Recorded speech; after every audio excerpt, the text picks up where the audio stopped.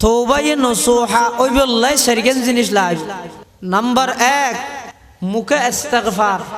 ইস্তিগফার মানে আর আজিবে সাত দোয়ানোর টেবিলত বইয়ের হয় আস্তাগফিরুল্লাহ ইবে না শুদ্ধ করে হওয়া পারিব।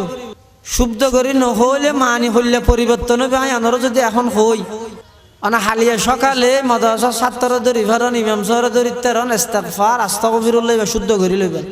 আর আজিবে সচরাচর আস্তাগফিরুল্লাহ হই আস্তাগফিরুল্লাহ তারপরে যদি কাফ দিয়ে হয়, তারপরে যদি খ দিয়ে হয় আস্তাগফিরুল্লাহ এতে কি অর্থ হইব কি মানি হইব।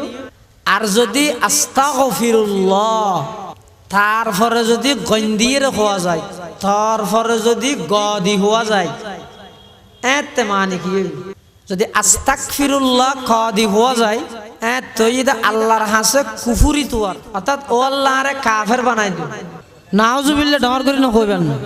গরিগন্ত গুনাহ থক দে আল্লাহর হাসে মাফ চাইবেন অনর খোয়া নিয়ে প্রমাণ করে দে অনার আল্লাহর হাসে কুফুরি চাইতে লাগে। তিতা হারালা নিম গাছত বাইলে ফায়ার সার্ভিসে তো দিল্লে যে দশা এই দশারি শুদ্ধ করি ফারা পড়িব। আস্তাগফিরুল্লাহ মানে ও আল্লাহরে কাফের বানাই দিও। আর আস্তাগফিরুল্লাহ গইন দিয়ে কইলে ও আল্লাহর গুনাইন মাফ করে দিও।